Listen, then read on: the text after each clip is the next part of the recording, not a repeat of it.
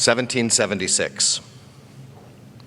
We hold these truths to be self-evident, that all people are created equal, that they are endowed by their Creator with certain unalienable rights, that among these are life, liberty, and the pursuit of happiness, that to secure these rights, governments are instituted among people, deriving their just powers from the consent of the governed.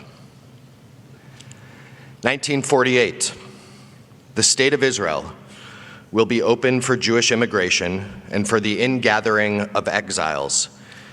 It will foster the development of the country for the benefit of all its inhabitants. It will be based on freedom, justice, and peace as envisaged by the prophets of Israel. It will ensure complete equality of social and political rights to all its inhabitants, irrespective of religion, race, or sex. It will guarantee freedom of religion, conscious language, education, and culture. It will safeguard the holy places of all religions. The year was 622 BCE, before the Common Era. King Josiah and the high priest Hilkiah were in the midst of a temple renovation. It had been several hundred years since the Israelite nation had splintered into two. By 622, the northern kingdom of Israel was gone, conquered by the Assyrians 100 years prior. The temple was in shambles. Idolatry was a feature of this era, not a bug. During the renovation, Josiah sent the scribe, Shaphan, to the temple. The priest Hilkiah was waiting for him there, and he said to the scribe, Sefer HaTorah Matzati Beveit Adonai. I found a Torah scroll in the temple. Hilkiah gave the scroll to Shaphan, who read it, and then ran to the king. Hilkiah found a scroll, and he read the scroll to Josiah. Vayehi kishmoa hamelech et divrei Sefer HaTorah, vayikra et bigadav. When the king heard the words of this scroll of Torah, he ripped his clothing. The scroll, this lost book, Deuteronomy, Sefer Devarim, the fifth book of the 5 books of Torah. I wonder why King Josiah tears his clothing, this symbolic act of mourning for which so many of us here in this room have participated in together. It seems a little bit off. Why is he mourning? Why doesn't he celebrate, arrange a feast? He just found a fifth of the actual Torah, held it in his hands, and his face did not melt off. For the past several years, at some point in the weeks leading up to the high holidays, I give a Shabbat sermon that feels more like a high holy day sermon. I walk off the bima and it's confirmed by a colleague, that was a Yamim Noraim sermon. Why would you do that? You save those. It's only a few weeks, and it happened a few weeks ago on Parshat Shoftim. So I want to reflect a little bit on why this keeps happening. What is it about the weeks immediately before Rosh Hashanah that lead me to find the Torah I need, or more likely, the Torah that finds me? And the short answer is the book of Deuteronomy, Devarim, which we read every summer, is a different kind of extraordinary. If Genesis, Bereshit, is our foundational family story, and Exodus, Shmot, our foundational peoplehood story, and Leviticus, Vayikra, our foundational ritual story, and Bamidbar, Numbers, our eternal wandering story, then Deuteronomy is the story of our future. It is the Torah's every generation blueprint for religion and society, for then, for now, and for tomorrow. So here's a review. The Israelite people are on the precipice of the Holy Land, Eretz Yisrael. It's the ultimate, penultimate moment.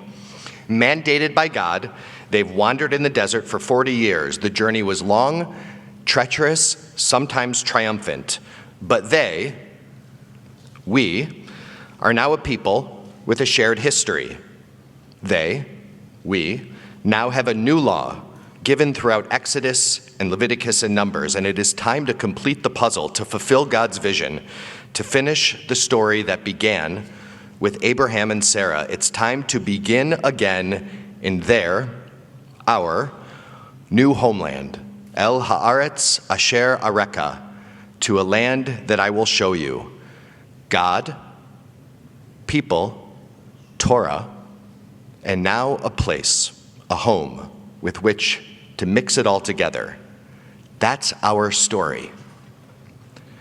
When the Torah's fourth book, Bamidbar, ends, the people are just east of the Jordan River in the plains of Moab. The land is in sight, and Moses long knows he won't be entering with the people he has shepherded out of Egypt and lovingly hauled through the desert. In this moment, Moses offers his glorious, much longer than 10 high holiday sermon, 33 chapters long, farewell speech that is the book of Deuteronomy. The kids were not quiet, I promise you. Babies were crying loudly, I promise you. Vayishma'u elav b'nei Yisrael, yet everyone heard Moses. Dr. Richard Elliott Friedman sums up Deuteronomy in one sentence.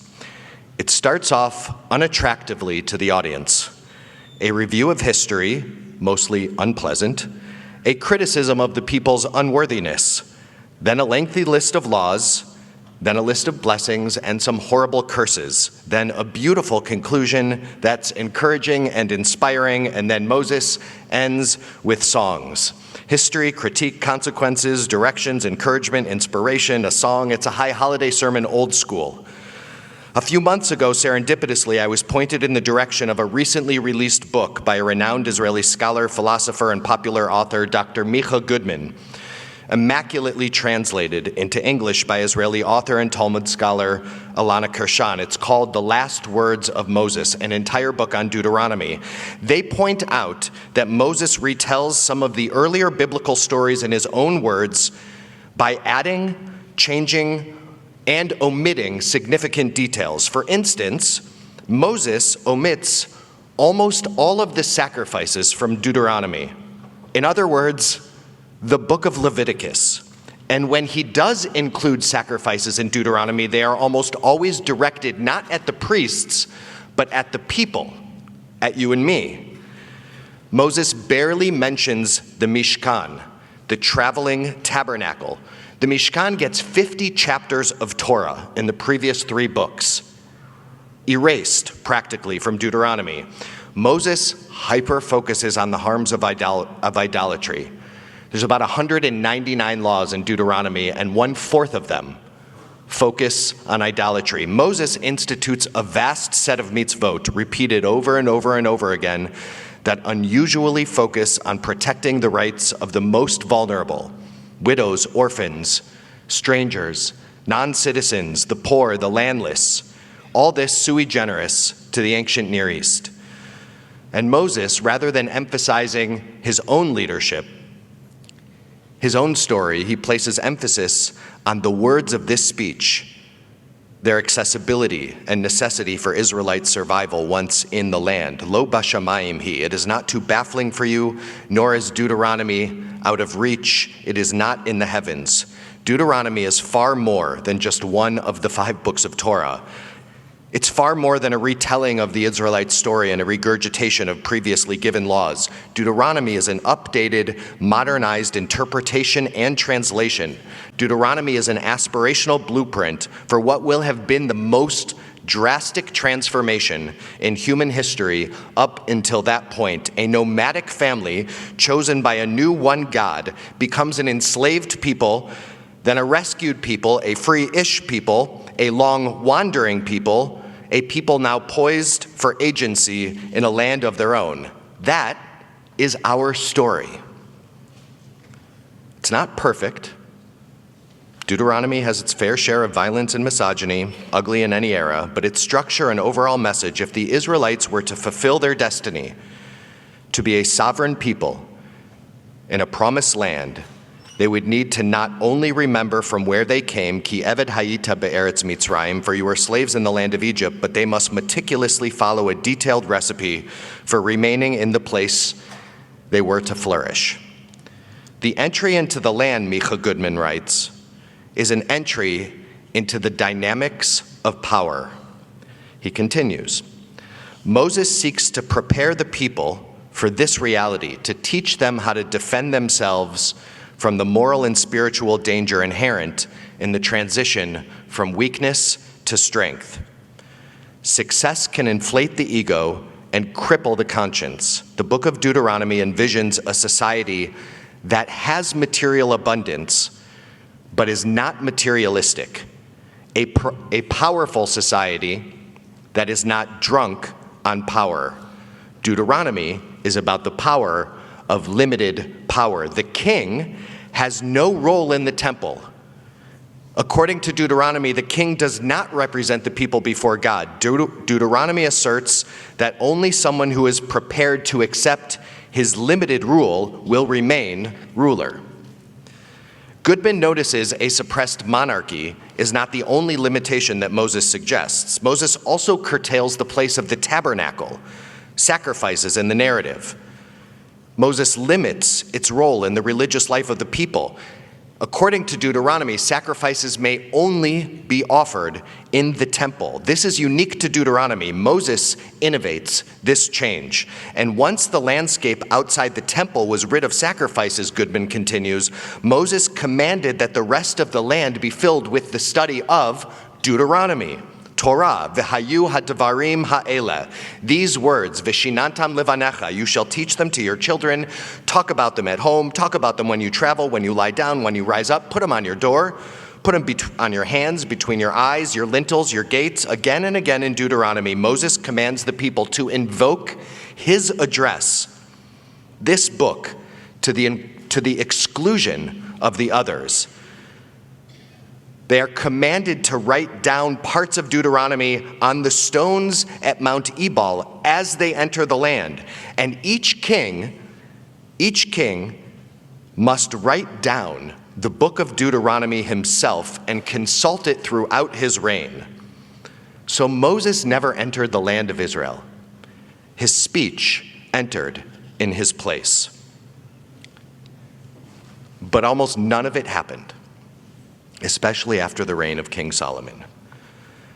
After entering the land, faith in the temple became the central focus of the religious lives of the residents of Judea and Jerusalem, to the exclusion of the development of authentic spiritual consciousness or social responsibility. The temple was not destroyed because the people did not take it seriously. The temple was destroyed because they took it too seriously. They believed it would protect them. And so faith in the temple led to the destruction of the temple.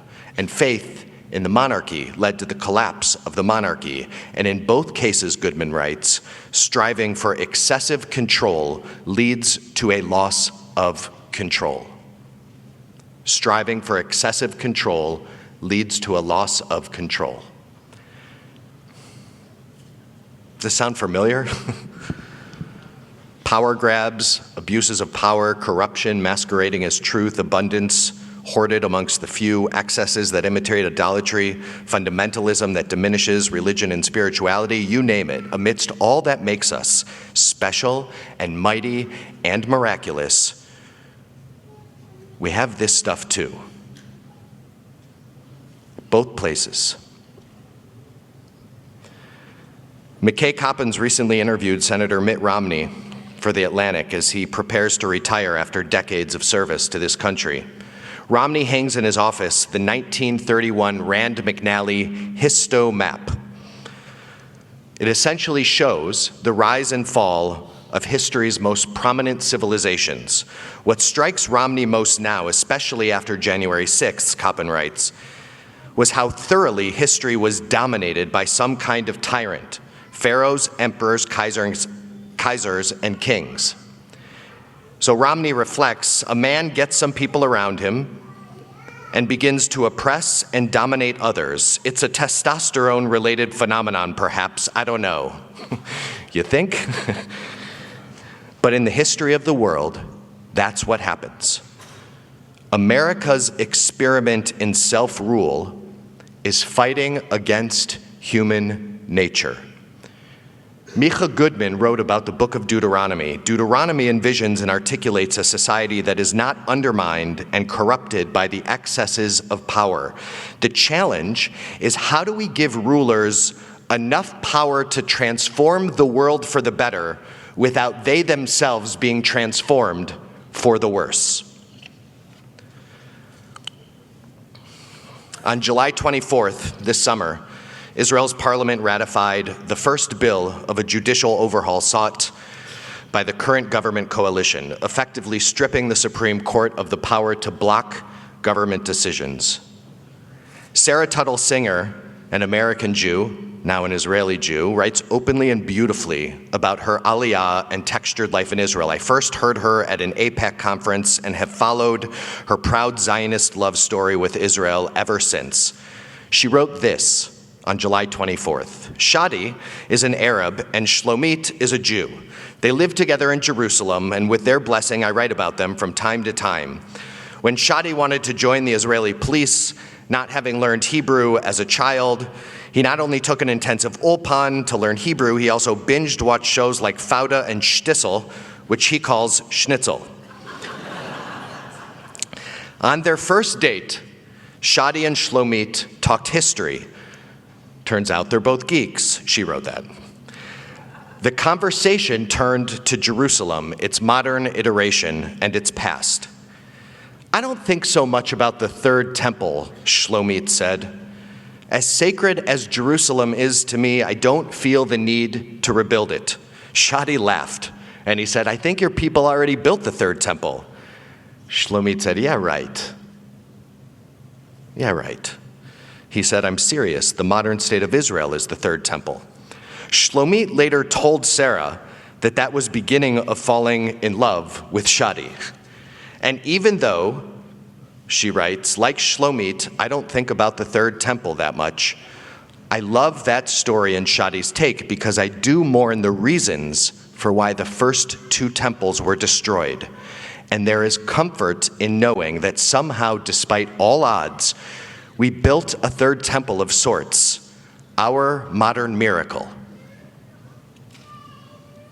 She wrote, today I feel like the third temple is a little bit up in flames, the air thick with smoke, and I can only imagine how Shadi and Shlomit feel. Look, agree or disagree with her reaction to July 24th. You may consider it hyperbole, and you may consider it an understatement. This room is diverse. I get that. I'm really happy about it. One thing seems clear. When Micha Goodman wrote, striving for excessive control leads to a loss of control, he was not just teaching history or the book of Deuteronomy. King Josiah confronted a sacred scroll for the first time, and he broke down and mourned for what he and his people had been previously deprived of and what he so desperately needed to rebuild a united people, a path out, a map forward for his own time's potential. And so I no longer wonder why I land on Deuteronomy as my Rosh Hashanah or Yom Kippur sermon each and every year, or why it lands on me. We find books and books find us, and Deuteronomy, utterly unique for the ancient Near East, is still pretty relevant for much of what we face today. If this time of year reiterates to us anything, it is that we are each of us works in progress. We enter into this sacred space this new year faithful that at any age, we have not exhausted our potential, and that new possibilities will emerge as individuals, as spiritual communities, as cities, states, as nations, and as a globe, because we are still in process, and we are still toiling and hoping to actualize some of the best values of our multiple declarations of independence, from Sinai to the banks of the Jordan to 622 to 76 to 48. We do it with solidarity, we do it with service, we do it with support, we organize, we vote, and yes, even at times like these, we protest and support it. And we, or at least I, do it all, and I hope you will join me in that, with a precondition of love and loyalty. A month ago, I had the joy of officiating at my youngest sister's wedding, and I was unusually nervous. It's a weird combination of knowing too much, it's hard with siblings, knowing too much, I've got a lifetime of information, but also it's my sister, and so I really don't want to know all that much. Anyways, a couple weeks before the wedding, she sent me a stack of love letters that my parents had written to one another, letters we only saw after they both died. They are a treasure. I mean, they're tender and mushy. It was adorable. But the letters were also very detailed and specific lessons for how to make relationships last. My sister wrote to me when she sent me these letters, 2 words, use these. I was like, what do you want me to do, read them during your wedding? So I did not respond to that. I didn't want to know if that was the expectation, but what I did do is I read them. I read them over and over and over again. I studied those letters. I internalized those letters, and it was not easy. I mean, I don't do well with this. Last night, I met somebody who's from Boca Raton who sat on a board with my mom 10 years ago, and I was practically on the verge of tears for the rest of the night just from having met Harold. But I read them, and then when I stood under the chuppah, I simply tried to offer a tailored to now interpretation, translation, and continuation of our parents' loyal declarations, one to the other. I rewrote them. I rewrote them for 2023. Scholars wonder if the priest Hilkiah really found a lost book. I mean, you have to imagine how unusual it would have been for the Israelite people to have lost Moses' final words. For Josiah to be so caught off guard by Deuteronomy, it strains credulity. But there is another possibility that scholars suggest, and it's slightly more radical. That until shortly before Josiah's time, Deuteronomy was not in fact lost. It simply didn't exist as we know it. In the years before Josiah's reign, Judean Israelites began to see the world differently than their predecessors. They understood the price paid from a split kingdom marred by idolatry and infighting and corruption and excess. And so maybe scholars maintain they added their own perspective, their own insight, their own aspirations into some skeleton version of Moses' last speech that did exist, in the very same way that Moses did with Deuteronomy, reflecting on the first 4 books of Torah in his own words. It's possible, it's probably even more likely that Josiah wasn't presented with a lost book at all, but a new commentary on an old one. However it came to be, new, old, or both, functionally actually doesn't really matter. King Josiah eventually reads that entire book to all the people of Judah, to all the inhabitants of Jerusalem, just as Moses would have wanted him to do. The north and the south together to listen, the priests and the prophets together, young and old, all of the people, the Torah tells us, 2 Kings tells us, united. V'ya'amod kol ha'am babrit, and all the people affirmed the covenant. Our holy books are always partially complete, and it is here, that we commit to draft together another chapter for all of our sacred and very necessary homes. Together, in covenant, for all of our sacred and necessary homes. In the spirit of Moses, who ended his grand sermon with a song, what we call Parshat Ha'azinu, while anachnu nitzavim hayom kulanu lifnei Adonai, while we stand together before God, I'd like us to sing a little bit out of this sermon. Olam chesed yibaneh. With love, with compassion, with kindness, we will build and rebuild all of it together. I will build this world from love. You must build this world from love. And if we build this world, then God joins us in building this world from love.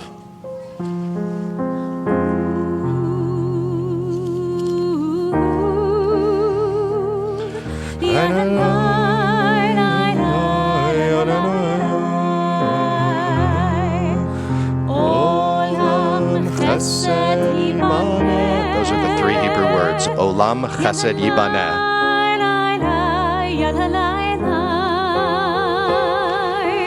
Olam chesed yibaneh.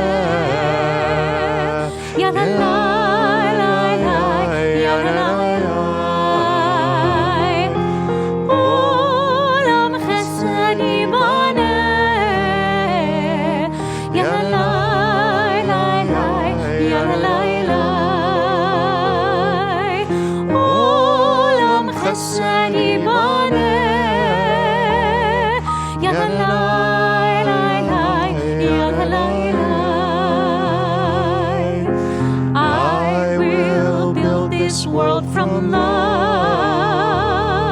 Ya la la, la la, ya la la, la. You must build this world from love. Ya la la, la la, ya la la, la. And if we build this world from love,